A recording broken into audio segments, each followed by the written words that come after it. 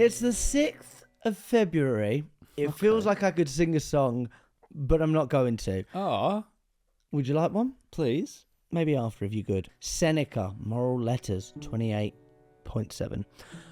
I don't agree with those who plunge headlong into the middle of the flood and who, accepting a turbulent life, struggle daily in great spirit with difficult circumstances. The wise person will endure that but won't choose it, choosing to be at peace rather than at war. You have a choice, don't you? We have these conversations when everything's going well and it's really good and the targets are being hit. We have a tendency to be like, it feels too good to be true. Yeah. How's the diary looking? Yeah. Oh, it's looking all right. And I'm sleeping quite well and there's no chaos. There's no fires to put out. No, I don't like it. Yeah, it's weird, isn't it? But what is that? Why are you feeling like is something coming? Is something brewing? I think it's human nature for your brain to play tricks on you that everything's going to go wrong. And it's about acknowledging, okay, well, this is my brain kind of feeding negative thoughts. If it's good, if it's not good, you're worrying about why it's not good. And if it's good, you're worrying that it's all going to go away. But I always say, go back to evidence that you have. And you know what? It's February the 6th. Is it a good time to talk about the evidence shelf?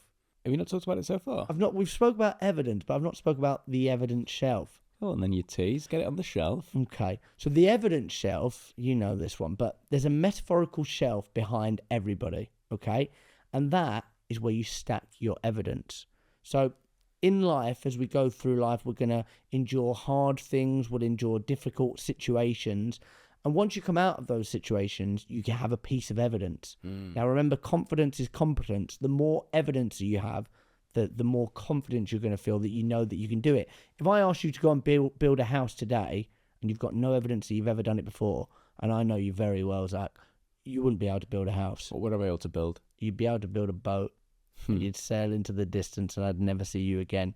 But if you've built 9 houses, well, your evidence shelf is absolutely stacked, okay? So somebody that's had their first cold calling job at 16 and you've been doing this for about 15 years now, you've got so much evidence that you've never died from a cold call. No one's ever actually been that awful to you. You've always woke up the next day and you've got evidence that I can hit target, I can hold my own, I can have difficult conversations, which means that you lack that anxiety when you go into those situations. So every time you go through and you achieve something of, I booked a meeting, I closed a big deal, I had a difficult conversation, think about those as pieces of evidence. And you can put them metaphorically on your evidence shelf. You can write them down. You can put them in a folder if it's an actual call that you can go back and listen to, and build evidence throughout your life so that you can focus on it in those times of despair or worry of, can I do this?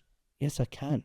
Wow. I've got evidence. Room for a couple of bits on top there? Please, my shelf is sturdy. Okay. Well, I always think skills, and let's say sales skills, come into the world like us, don't they? They're weak and in need of nourishment. And the nourishment for sales skills is exposure. So at the start, it should feel a bit strange. It should feel like there's a bit of that imposter syndrome going on because you just haven't had the exposure yet. The evidence shelf isn't full of exposure. You haven't got the 1,000 hours. You haven't got the 1,000 dials. So you've just got to get those on there first. And the word confidence is derived from, I think the Latin meaning would be done with belief. Wow. That's what confidence means. And belief comes from exposure. Yeah. So if I do the thing enough, there'll be a point where I believe. And, you know, this could go back to when you were a baby, you knew this because you tried to stand up and you fell down. You tried to walk and you fell over, and you might have been unsturdy on your legs, but you didn't go, oh, never mind this. I'm just not going to bother walking anymore. Yeah. Your brain is wired in a way where if you want it enough, and certainly walking is something that it's wired, so we have to do this, you'll do it and you'll find a way.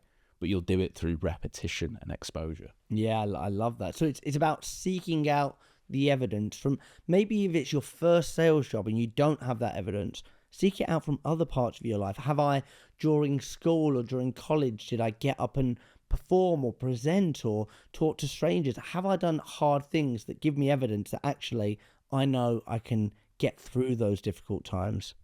Wow. Really good. You What else really do you know. want to talk about? What I find in a lot of sales companies is there's 10 names on the board and it's a battle. It's a real battle. And I've worked in sales environments where it can actually get nasty. Me too. Of people that the people at the top are spitting down on the people at the bottom, and the people on the bottom are probably pulling apart the people at the top and saying, well, you're only at the top because your dad's the owner of the company or whatever, or you get the hot leads, you get the warm leads, I'm doing this. The way we like to think of sales is that the competition's within like yourself. Yeah. It's with you. I'm a true believer in sales. Everybody can win. Everybody can win. Everybody can hit target. Everybody can achieve. Yeah, there probably are going to be high performers. And the reason they're there is probably they want to be the best. And there's nothing wrong with having that competitive attitude. But actually, the competition is with yourself. Yeah, exactly.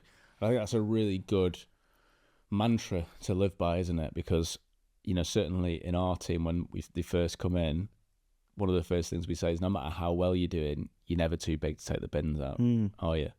And the type of business we've got is a humbling one where you can have clients that you're smashing it on.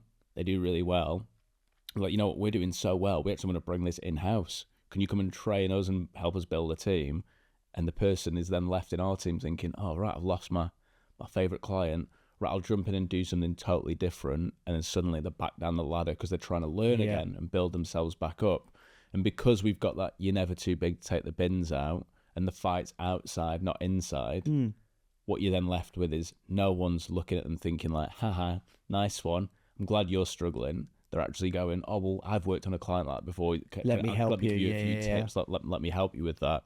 And I think that cultivates a much more enjoyable environment to work in. Definitely. I've definitely worked in those where it's like, oh, we only hire people from semi-professional sporting backgrounds because they're really competitive. And then you've got a room full of people who are so competitive that actually it's not fun. It's not It's not conducive nice. to a team atmosphere. The team works better. It's like a beehive mentality. The bees aren't all going in saying like, who's the best bee? Yeah. They've got a job to do that is productive for the hive. So it's what's useful for the hive. And if you're a sales leader, I think like you don't want to have one person that's performing. You want your team to perform. Yeah.